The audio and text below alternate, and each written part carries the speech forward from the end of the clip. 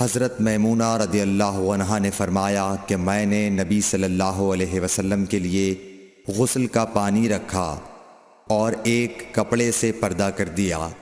پہلے آپ نے اپنے دونوں ہاتھوں پر پانی ڈالا اور انہیں دھویا، پھر اپنے داہنے ہاتھ سے بائیں ہاتھ میں پانی لیا اور شرمگاہ دھوئی، پھر ہاتھ کو زمین پر مارا اور دھویا، پھر کلی کی اور ناک میں پانی ڈالا اور چہرے اور بازو دھوئے، پھر سر پر پانی بہایا اور سارے بدن کا غسل کیا۔ اس کے بعد آپ مقام غسل سے ایک طرف ہو گئے، پھر دونوں پاؤں دھوئے۔ اس کے بعد میں نے آپ کو ایک کپڑا دینا چاہا تو آپ نے اسے نہیں لیا اور آپ ہاتھوں سے پانی جھاڑنے لگے۔ صحیح بخاری حدیث نمبر 276۔